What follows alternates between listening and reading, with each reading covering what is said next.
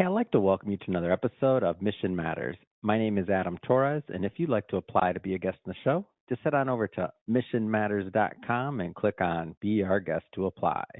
All right, so today my guest is Braden Young, and he is the co-founder over at Slash Experts. Braden, welcome to the show. Good to be here. I need to get my radio voice going. Yeah, that was a good intro right there. Let's get it. With some good vocal fry. Game on. And correct me if I'm wrong, you co-founded another company, and this is your latest venture. Am I accurate on that? Could you maybe talk a little bit about that to get us kicked off? Yeah, so 10 years ago, started Sendoso, which was still is, a gifting platform. So anything you might want to send to a customer or to a prospect. It was a fun one. There for 10 years. We raised about $200 million, grew the company to about 600 people or so. We help most companies that are out there send gifts. It was fun. It was a fun ride, and then I was crazy enough to go and try it again and see how the second one happens. Man, first you got to talk to me about that piece of it. What drives you to do that, man? I've interviewed over 6,000 people. When I do interviews, I hear, the serial entrepreneur story, other things like that. Man, I can barely handle one. What drives you to go do another? Yeah, I enjoy the early stages of a company. I love the first 6 months to 1 year. Like the putting the foundational pieces in is like where I love the chaos of like there's not enough hours in the day, and you got to figure out how to build the CRM that's going to connect to the tool, and the tool's down and you're trying to do demos at the same time. Like that chaos component, I think, is what I enjoy the most. And my wife was like, yeah, you should go do it again. Like, she's like, I know you're not going to take time off, so you might as well go see it. So we found a problem at Sendoso that we were trying to solve, and that's where Slash Experts came from. So talk to me about the idea. What was the problem you're trying to solve, and like what was that next step when you decided that you were going to go do it? So we had tons and tons of web traffic to Sendoso, and kind of like most B2B companies, the only path, the only way to convert that web traffic was take a demo. It was like, hey, like, welcome to our site. Like, you're not a customer, so you can't log in, so take a demo. And every B2B site that's out there has the exact same path. Like, some might have webinars, some might have case studies, but I mean, like, no one really reads those things. And everyone has all these logos on their site to give social proof. Like, hey, here's all the great logos we work with. Like, don't you feel warm and comfortable? Like, take a demo. So we were like, we got to figure out another path for a prospect to take than just book a demo. And so we started testing with having a page of experts. So take a website like abccompany.com/experts. And on that page, you would have all of your customers, advisors, people you trust who say good things about you that you would host on that page. And prospects can book time directly with those people rather than sales. So almost you're taking the referral or the back channel, if you will, and putting it top of funnel. And that was the concept. And like, that's what we did. What we quickly saw was people would take a bunch of these phone calls, or they were already doing these calls, and now it's just easier to book. And then on the back end, because I'm from gifting, we actually gift people to take those calls. So they get, an e-gift or a charity send, which was easy to do because I know that world pretty well. And most referrals aren't thanked. And so being able to automate that was huge. And then we push all that data back to your CRM, which has been fun to build out. It's been 6 months or so. And I just went full-time a couple months ago, so it's been fun to build out.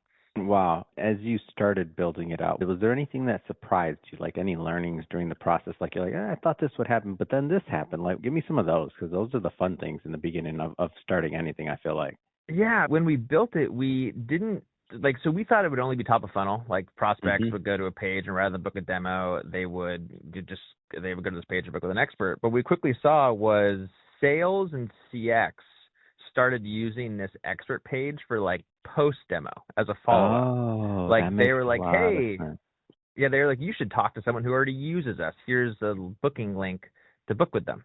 And like the pain of asking for referrals was massive. And so we didn't realize that on the back end, that usually it's like, oh, cool, you want to buy? And like the next step is like, meet this person, and you go back and forth and help you book a time. Like it was just a simple thing to put in a link there, to have someone book a time directly on a calendar. So that was surprising. Like and it was a different way to drip content. We talk about that a lot at Mission Matters, about dripping content. And so for example, our version of that would be, obviously you're on the show right now, so now people get to feel that one-to-one. You're being interviewed by a third-party media platform with no vested interest. I'm not an affiliate for you and nothing like that. It's on the back end. So What'll happen many times is the sales team will take this, oh, and even the HR, which surprised me.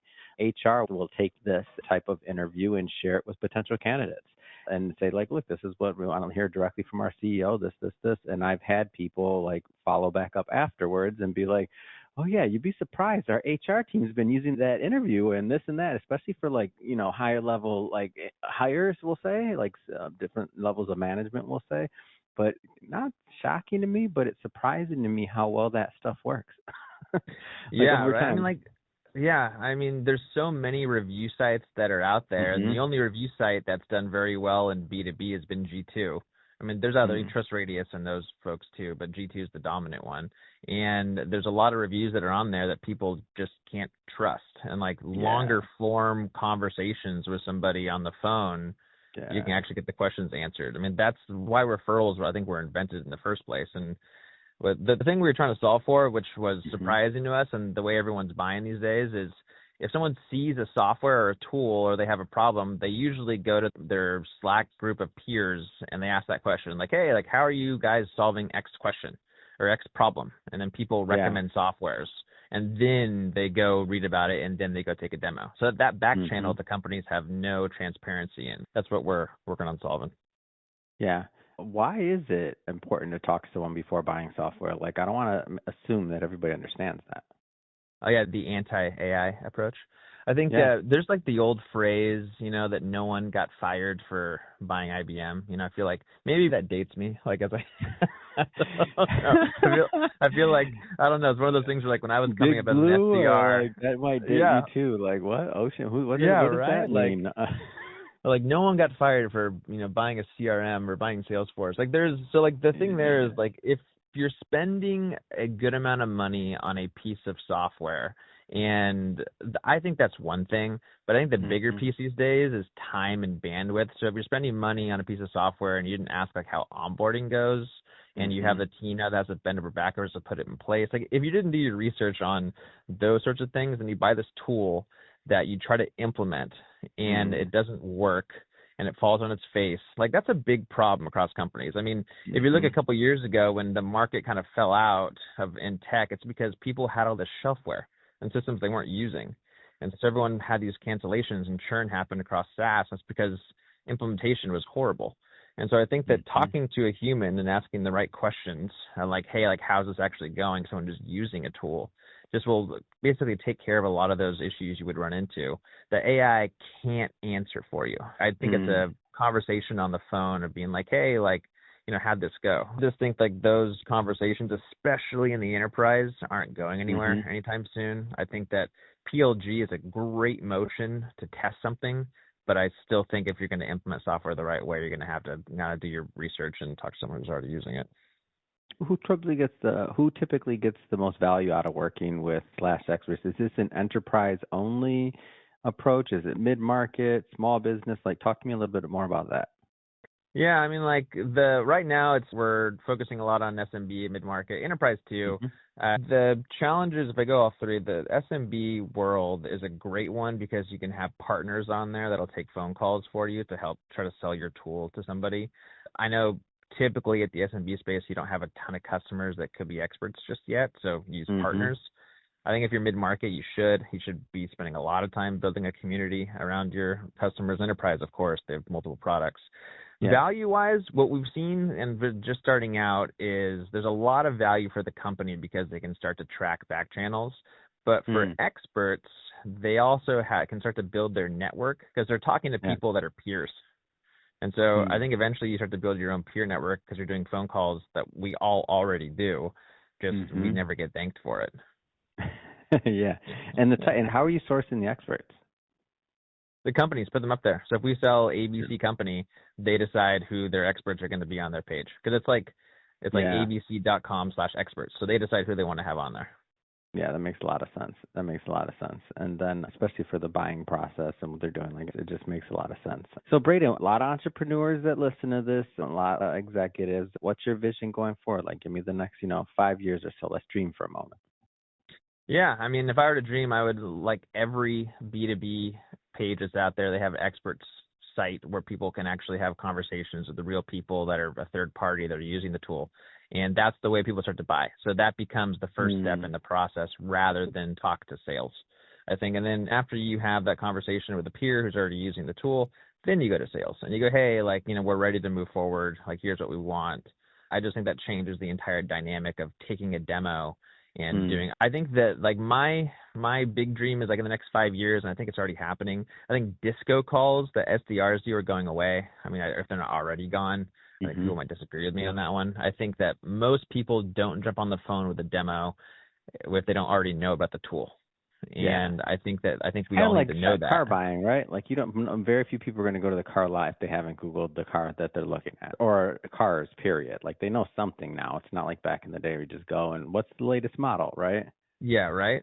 Like I just don't think that people have the time to kick tires anymore. Like around like the whole like to use another. Like I think if you're on a phone with somebody, there's some sort of buying authority. So walking someone through BANT is great when I would say there is extra money to spend and extra time, but I just don't think that that's a way of life anymore in B2B. I think it's more like get to the point and, I've already done the research and I want to move forward. So that's my, like, I guess vision is like everyone has an experts page to buy. And then the bigger piece is like all of that data from the calls that are taking place from experts gets pushed over to people's CRMs.